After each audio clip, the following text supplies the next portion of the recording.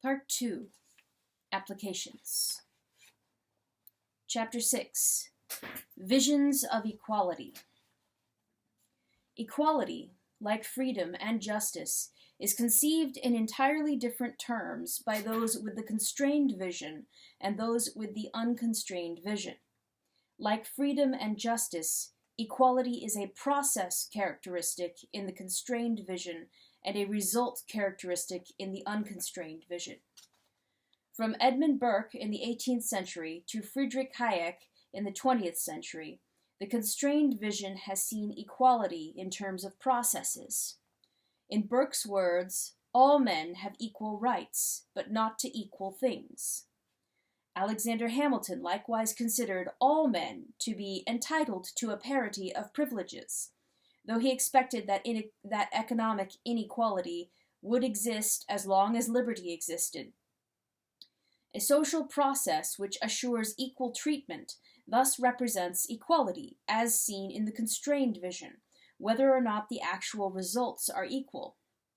Equal treatment, according to Hayek, has nothing to do with the question whether the application of such general rules in a particular situation may lead to results which are more favorable to one group than to the other. There are, for Hayek, irremediable inequalities, just as there is irremediable ignorance on everyone's part. The constrained vision of man leads to a constrained concept of equality as a process within man's capabilities, in contrast to a results definition of equality, which would require vastly more intellectual and moral capacity than that assumed. The argument is not that it is literally impossible to reduce or eliminate specific instances of inequality, but that the very processes created to do so generate other inequalities, including dangerous inequalities of power caused by expanding the role of government. Milton Friedman exemplified this aspect of the constrained vision when he said, "A society that puts equality, in the sense of equality of outcome, ahead of freedom will end up with neither equality nor freedom. The use of force to achieve equality will destroy freedom, and the force, introduced for good purposes, will end up in the hands of people who use it to promote their own interests." But to those with the unconstrained vision, such dangers are avoidable, if not illusory, and therefore to stop at purely formal process equality is both needless and inexcusable. What could be more desirable and just, Godwin asked, than that the output of society, to which all contribute, should, with some degree of equality, be shared among them? Both visions recognize degrees of equality, so the disagreement between them is not over absolute mathematical equality versus some degree of equalization, but rather over just what it is that is to be equalized. In the unconstrained vision, the results are to be equalized, to one degree or another, whereas the equality of a constrained vision is the equalization of processes. Godwin was prepared to concede some advantages to talent and wealth, though other believers in the unconstrained vision varied in how far they would go in this direction. What they shared was a concept of equality, of whatever degree, as being equality of result. When Godwin lamented seeing the wealth of a province spread upon the great man's table, while his neighbors have not bread to satiate the cravings of hunger, he voiced a lament echoed many times throughout the history of the unconstrained vision. Even when equality is phrased as equality of opportunity or equality before the law, it still has different meanings in the two visions. Although these concepts are expressed in prospective rather than retrospective terms, they can be either 1. Prospects of achieving a given result, or 2. Prospects of being treated a given way by the rules of the process. So long as the process itself treats everyone the same, judges them by the same criteria, whether in employment or in a courtroom, then there is equality of opportunity, or equality before the law, as far as the constrained vision is concerned. but to those with the unconstrained vision, to apply the same criteria to those with radically different wealth, education, or past opportunities and cultural orientations is to negate the meaning of equality as they conceive it. To them, equality of opportunity means equalized probabilities of achieving given results, whether in education, employment, or the courtroom. This may require the social processes to provide compensatory advantages to some, whether in the form of special education programs, employment preference policies, or publicly paid attorneys. Though the specific issues of affirmative action or comparable worth are quite recent in history, the thinking and the vision behind them go back at least as far as the 18th century. According to Condorcet, a real equality requires that even the natural differences between men will be mitigated by social policy. Without equalized probabilities of achieving given results, formal equality was inadequate, if not hypocritical, according to the unconstrained vision. George Bernard Shaw, for example, ridiculed formal equality of opportunity. Give your son a fountain pen and a ream of paper, and tell him that he now has an equal opportunity with me of writing plays, and see what he says to you. Those with the unconstrained vision see no need to neglect at least trying efforts toward equalizing chances for particular results. But to those with the constrained vision, attempting to single out special individuals or group beneficiaries is opening the floodgates to a dangerous principle whose ramifications go beyond the intentions or control of those initiating such a process. Again, it was not argued that it is literally impossible to reduce specified inequalities seriatim, but rather that the generation of new inequalities by this process defeats the overall purpose and creates additional difficulties and dangers. A landmark U.S. Supreme Court decision on preferential treatment rejected the idea that ethnic groups could be ranked by the levels of historic injustice suffered and the compensatory preferences to which they were correspondingly entitled. As these preferences began to have their desired effect, and the consequences of past discrimination were undone, new judicial rankings would be necessary. The kind of variable sociological and political analysis necessary to produce such rankings simply does not lie within the judicial competence. The unconstrained vision was expressed by an opposing justice in the same case, without regard to this argument. Instead, a lengthy elaboration of historic injustices and handicaps suffered was cited as arguments for compensatory preferences to achieve equalization of prospects. The two visions argued past each other. Causation. For equality to become an issue between the two visions, there must first be inequality. The existence and persistence of inequality is causally explained very differently by those with the constrained vision and those with the unconstrained vision. Many leading exponents of a constrained vision do not explain inequality of result at all, while many leading exponents of an unconstrained vision find such inequality both intellectually and morally central. It is not only the existence and persistence of unequal results which have long held the attention of those with the unconstrained vision, but the magnitude of these differences as well. For Godwin, the inequality of property ownership was at an alarming height. To Shaw, for one person to receive 3,000 times the rate of pay of another has no moral sense in it. Moreover, it is not only the magnitude of unequal results, but the source. According to Shaw, landlords have become fabulously rich, some of them taking every day for doing nothing more than many a woman of 60 years' drudgery. Capitalists likewise were conceived to prosper in much the same way, profit being considered simply overcharge. It was not merely that some have little and others have much. Cause and effect are involved. Some have little because others have much, according to this reasoning, which has been part of the unconstrained vision for centuries. In one way or another, the rich have taken from the poor. According to Godwin, the great wealth of some derives from taking from others the means of a happy, respectable existence. Such reasoning has been applied internationally as well as domestically. Imperial Britain was thus a parasite on foreign labor, according to Shaw. The correction of such exploitation has been a central concern in the unconstrained vision.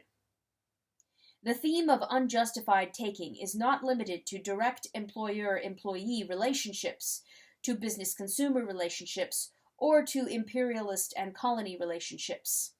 When those incapacitated for work, those less endowed with bodily strength or mental power, do not share fully in the fruits of society, they are not merely denied compassion, but robbed of rights, according to Edward Bellamy, for most of what makes modern prosperity possible comes from the efforts of past generations. How did you come to be possessors of this knowledge and this machinery, which represents 9 parts to 1 contributed by yourself in the value of your product? You inherited it, did you not? And were not these others, these unfortunate and crippled brothers whom you cast out, joint inheritors, co-heirs with you? Did you not rob them when you put them off with crusts, who were entitled to sit with the heirs, and did you not add insult to robbery when you called the crusts charity? The thesis that material deprivation has been aggravated by the infliction of psychic pain has long been a recurring theme in the unconstrained vision. In the 18th century, Godwin declared, "Human beings are capable of enduring with cheerfulness considerable hardships, when those hardships are impartially shared with the rest of society, and they are not insulted with the spectacle of indolence and ease in others, no way deserving of better advantages than themselves, but it is a bitter aggravation of their own calamity to have the privileges of others forced on their observation, and, while they are perpetually and vainly endeavoring to secure for themselves and their families the poorest conveniences, to find others reveling in the fruits of their labors." Awareness of inequalities and revulsion toward them have not been confined to those with the unconstrained vision. Similar reactions have been common to Adam Smith in the 18th century and to Milton Friedman in the 20th century. In Friedman's words, "Everywhere in the world there are gross inequities in income and wealth. They offend most of us. Few can fail to be moved by the contrast between the luxury enjoyed by some and the grinding poverty suffered by others." While both Smith and Friedman, as well as others with the constrained vision, have proposed various ameliorative schemes to help the poor, neither was prepared to make fundamental changes in the social processes in hopes of greater equalization. A vision of constrained options and greater dangers in alternative processes limits the scope of remedies. Moreover, these inequalities were not assumed to be products of the given social system, which Friedman saw as mitigating rather than aggravating them, but as a common misfortune far worse in other systems. According to Friedman, wherever the free market has been permitted to operate, wherever anything approaching equality of opportunity has existed, the ordinary man has been able to attain levels of living never dreamed of before. While the material abundance of modern capitalist nations has created fortunes here and there, its main beneficiaries have been ordinary rather than wealthy people, according to Friedman. Modern technological wonders brought little improvement to what the rich already had, however much they revolutionized the lives of the masses. The rich in ancient Greece would have benefited little from modern plumbing. Running servants replaced running water. Television and radio. The patricians of Rome could enjoy the leading musicians and actors in their home, could have the leading artists as domestic retainers. Ready-to-wear clothing, supermarkets? All these and many other modern developments would have added little to their life. They would have welcomed the improvements in transportation and in medicine, but for the rest, the great achievements of Western capitalism have redounded primarily to the benefit of the ordinary person. In the constrained vision of Friedman and others, exploitation situations have been seen as more effectively eliminated by the systemic characteristics of a competitive economy than by the deliberate intervention of political leaders in complex economic processes that they cannot comprehend. The danger was not only in the adverse consequences of their intervention on the economy, but still more so in the dire consequences of such an increased concentration of political power. In short, attempts to equalize economic results led to greater and more dangerous inequality in political power. This was the central theme of Hayek's The Road to Serfdom, where the goal of simultaneously combining freedom and equality of outcome in democratic socialism was declared unachievable as a result, but dangerous as a process change pointing toward despotism. Democratic socialists were not accused of plotting despotism, and were in fact regarded by Hayek as genuinely humane individuals, lacking the ruthlessness required to achieve their social goals, but were seen by him as paving the way for others, including both fascists and communists, who complete the destruction of freedom after the principles of equality before the law and limitations on political power have been fatally undermined in pursuit of the mirage of social justice. As in other issues, while followers of the unconstrained vision speak in terms of the goals being sought, followers of the constrained vision speak in terms of the incentives being created by the processes being changed. Irremediable ignorance and irremediable inequality go hand in hand, according to Hayek.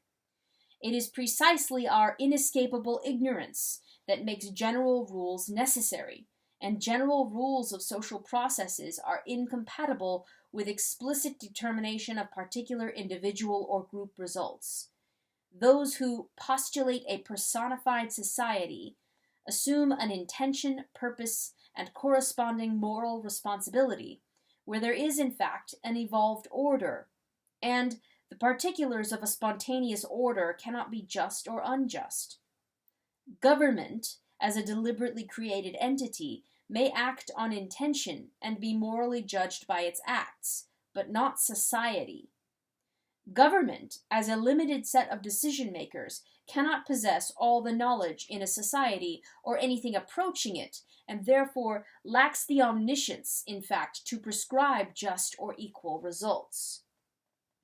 A society of omniscient persons would have no need for a process conception of justice or equality. The social justice of the unconstrained vision could be imposed or agreed to in such a society, where, Hayek concedes, every action would have to be judged as a means of bringing about known effects. But the constrained vision of human knowledge precludes the existence of a society with any such capability, so that the moral criteria appropriate to such a society become moot. The moral principles insisted upon by those with the unconstrained vision are thus rejected, not as wrong, but as irrelevant to the social choices actually available and dangerous in the concentration of governmental power implied by the pursuit of such ideals. Because it is absurd to demand social justice from an uncontrolled process, according to Hayek, such a demand implies the substitution of a very different kind of process. The moral issue thus becomes one of the relative merits of alternative processes. Hayek questioned whether it is moral that men be subjected to the power of direction that would have to be exercised in order that the benefits derived by the individuals could be meaningfully described as just or unjust. In short, the constrained vision does not defend existing inequalities or any given pattern of economic or social results as just. According to Hayek, the manner in which the benefits and burdens are apportioned by the market mechanism would, in many instances, have to be regarded as very unjust if it were the result of a deliberate allocation to particular people. The moral justification of the market process rests on the general prosperity and freedom it produces. The issue between the two visions is not simply one of the existence, magnitude, and persistence of inequalities, but also of the extent to which those inequalities are merited. This issue, like the others, goes back for centuries. In the 18th century, Godwin wrote of a numerous class of individuals who, though rich, have neither brilliant talents nor sublime virtues. The privileged and powerful readily become indifferent to mankind and callous to their sufferings. A king is nothing but a common mortal, exceeded by many and equaled by more in every requisite of strength, capability, and virtue. Garlands and coronets, according to Godwin, may be bestowed on the unworthy and prostituted to the intriguing. His target was not simply inequality as such, but especially unmerited advantage. Variations on these themes have remained a prominent feature of the unconstrained vision. In the 20th century, Shaw declared that enormous fortunes are made without the least merit, and noted that not only the poor, but many well-educated people see successful men of business, inferior to themselves in knowledge, talent, character, and public spirit, making much larger incomes. Because those with the unconstrained vision emphasize the unmerited nature of many rewards, it does not follow that those with a constrained vision assume rewards to be individually merited. Merit justifications have been very much the exception rather than the rule, and largely confined to secondary figures, such as Samuel Smiles, Horatio Alger, and social Darwinists like William Graham Sumner, all of whom have been explicitly repudiated by Hayek, for example. Nor was Hayek unique. The leading figures in the tradition of the constrained vision have, for centuries, pointed out that many rewards are personally unmerited. The moral justification of the constrained vision is the justification of a social process, not of individuals or classes within that process. They readily concede that, inevitably, some unworthy will succeed and some worthy fail. That rewards are based only partly on achievements and partly on mere chance. This is a trade-off they accept, on the conviction that no solution is possible. But those with the unconstrained vision do not share that conviction, and therefore find acceptance of known inequities intolerable. Although the two visions reach very different moral conclusions, they do so not on the basis of fundamentally different moral principles, but rather because of their differences in analysis of causes and effects. The causal reasons for the inequalities in the first place, and the options available for dealing with them, are radically different in the two visions. Adam Smith and William Godwin were both offended by the privilege and arrogance of the wealthy and powerful in the 18th century, as Ronald Dworkin and Milton Friedman have both been offended by the economic inequalities of the 20th century. The constrained and the unconstrained visions differ, however, on the plane of causation, as to what can be done about it, at what cost, and with what dangers. Both visions agree that equality of process can mean vast inequalities of result, and that equal results may be attainable only by causing processes to operate very unequally toward different individuals or groups. The differences between the two visions are in the priority that they attach to each goal, and that in turn reflects the extent to which they conceive of man as capable of morally and causally determining the appropriate goal for society. One of the bitter contemporary clashes between the two visions, in various countries around the world, is over compensatory preferences for particular social groups, for purposes of enabling those groups to reach results more nearly like those of more fortunate groups in their respective societies. Although this specific issue has emerged very recently, as history is measured, it reflects a conflict of visions that goes back for centuries. The relationship between equality and freedom is also seen in opposite terms in the two visions. In the unconstrained vision, equality and freedom are not in conflict, but are in fact twin applications of similar principles, sometimes summarized as political democracy and economic democracy. As results, this is clearly so, since equalization is central to both concepts. As processes, it is by no means clear that it is so. The constrained vision, which focuses on processes, sees a major conflict between allowing freedom of individual action and prescribing equality of social results. Moreover, it is considered illusory in this vision to expect that prescription of economic results can be achieved while maintaining freedom in non-economic areas. Kinds of equalities and inequalities. If individuals were all equal in their developed capabilities and shared the same values and goals, then equal processes could produce equal results, satisfying both visions. But neither vision believes this to be the case. Some in both camps believe that innate potentialities do not differ greatly among individuals or groups, but this does little to reconcile the conflict of visions, since it is not potentialities but the actual application of developed capabilities which determines results. No one believed in the innate equality of human beings more than Adam Smith. He thought that men differed less than dogs, that the difference between a philosopher and a porter was purely a result of upbringing, and he rejected with contempt the doctrine that whites in America were superior to the blacks they enslaved. Yet the social inequalities of wealth and status that have been burning issues in the unconstrained vision were of little concern in Smith's constrained vision of man in society. He opposed slavery as a social process, on both moral and economic grounds.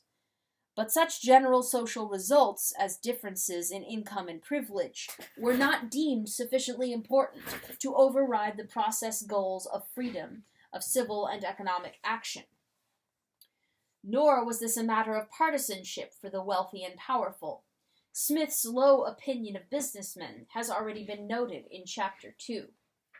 He also repeatedly pointed out how the aristocracy, royalty, and the privileged or mighty in general were foolishly worshipped by the masses, even to the point of imitating their vices, and how this huge psychic windfall gain was taken for granted by its recipients, who did not even regard ordinary people as their fellow men. A distinguished scholar once pointed out that several socialist orations could be put together out of quotations from Adam Smith. But Smith's constrained vision of man and society led in the opposite direction, to laissez-faire capitalism. Adam Smith's sweeping egalitarianism was by no means unique among those with the constrained vision. Alexander Hamilton, for example, had similar views regarding the moral level of different groups. Experience has by no means justified us in the supposition that there is more virtue in one class of men than in another. Look through the rich and poor of the community, the learned and the ignorant. Where does virtue predominate? The difference, indeed, consists not in the quantity, but kind of vices, which are incident to the various classes. To those with the unconstrained vision, to say that people are innately equal, but that vast differences in economic and social results exist, and that privileges are both taken for granted and repaid only in arrogance, is to say that the existing society is intolerably unjust and must be drastically changed. Some would say that such a system must be changed at all costs, or by whatever means are necessary. At the very least, social mobility must be increased. Smith reached none of these conclusions. William Godwin once more serves as a perfect counterexample of the unconstrained vision, for he agrees completely with Smith on the innate equality of human beings, on the inequalities of wealth and status, and on the arrogance of privilege, but reached opposite conclusions on the need for drastic change, though by entirely peaceful means in Godwin's case. The difference between them was in their respective visions of man and of social causation.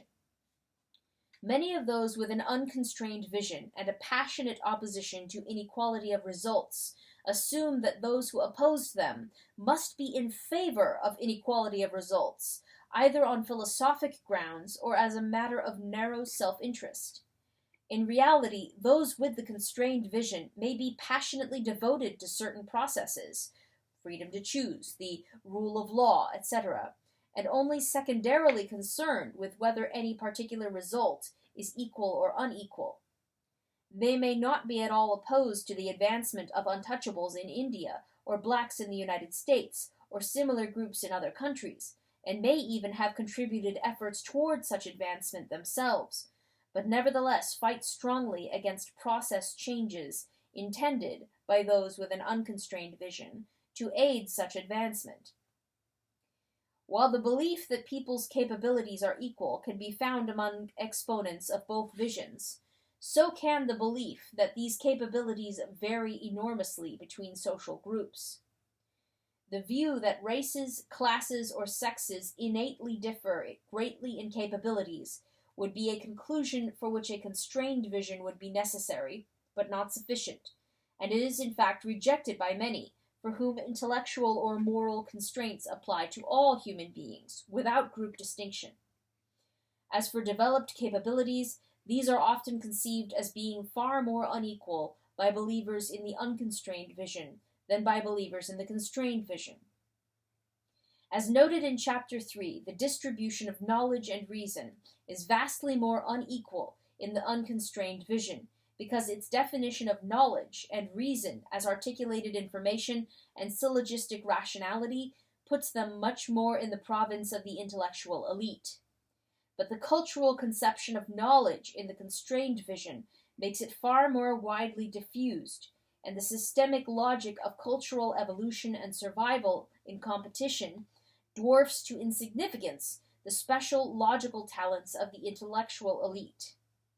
Thus, while the common man was seen by Hobbes to be more capable in some respects than his more highly educated social superior, and the latter's social claims were at least viewed very skeptically by Smith, Friedman, and Hayek, a vast chasm between the existing intellectual and moral capabilities of the common man and those of the intellectual elite has been an enduring characteristic of the tradition of the unconstrained vision.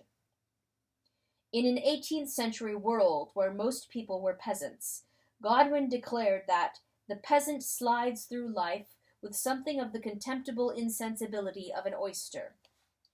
Rousseau likened the masses of the people to a stupid, pusillanimous invalid. According to Condorcet, the human race still revolts the philosopher who contemplates its history. In the 20th century, George Bernard Shaw included the working class among the detestable people who have no right to live. He added, "I should despair if I did not know that they will all die presently, and that there is no need on earth why they should be replaced by people like themselves." While the unconstrained vision has featured egalitarianism as a conviction that people should share more equally in the material and other benefits of society, it tends to see the existing capabilities of people as far more unequal than does the constrained vision. Among contemporary economists proposing ways of advancing third world nations out of poverty, those representing a constrained vision, P.T. Bauer and T.W. Schultz, for example, depict the peasant masses of the third world as a repository of valuable skills and capable of substantial adaptations to changing economic conditions, if only the elite will leave them free to compete in the marketplace, while those further to the left politically, such as Gunnar Myrdal, depict the peasant masses as hopelessly backward and redeemable only by the committed efforts of the educated elite. It is only when estimating the potential intelligence of human beings that those with the unconstrained vision have a higher estimate than those with the constrained vision. When estimating the current intelligence of human beings, those with the unconstrained vision tend to estimate a lower mean and a greater variance. It is the greater variance which lends logical support to surrogate decision-making, whether in the form of more government planning in economics, judicial activism in the law, or international agency efforts at population control or control of natural resources under the sea. Counterexamples can be found on both sides, of course, as for example among the leaders of the French Revolution or V.I. Lenin in modern times, both of whom praised the masses. But the public statements of those holding or aspiring to power are hardly decisive evidence. On the other side, Burke's famous outburst against the swinish multitude supporting the French Revolution was atypical even of Burke, much less of the tradition of which he was part. More important, it is the logic of each vision, rather than the isolated examples, which point in the direction each has tended to go. Except for that subset who are explicitly racist or social Darwinists, followers of the constrained vision have no reason to expect the kind of vast differences in capabilities which are the logical consequence of conceiving knowledge and reason in ways which make them accessible to the few, but not to the many. There is no need to question the sincerity of those with the unconstrained vision when they make the well-being of the masses their central concern, for it is not by choice, but by the logic of their assumptions, that this well-being of the masses is achievable only through the leadership and commitment of the elite. Which vision is more of a vision of equality depends upon the particular aspect of equality considered salient. By and large, the elite and the mass are closer in capability and morality in the constrained vision, while they are more equally entitled to comparable shares of benefits in the unconstrained vision. Summary and implications. The crucial difference between the constrained and the unconstrained visions of man is not in their perceptions of people as they are. What fundamentally distinguishes the two visions is their respective perceptions of human potential. The average person as he exists today is not seen in optimistic terms by those with the unconstrained vision. On the contrary, some of the most sweeping dismissals of the current capabilities of ordinary people have come from those with the unconstrained vision. From Godwin in the 18th century to George Bernard Shaw in the 20th, even as they urged sweeping economic equalization. Indeed, one of the arguments for sweeping equalization of material conditions is that it will enable the masses to improve themselves, in addition to enjoying life more fully. In short, the gap between the actual and the potential is greater in the unconstrained vision than in the constrained vision. So too is the gap between the existing masses of people and those who have advanced further toward the intellectual and moral potentialities of man. The concept of equality thus has opposite implications in the two visions.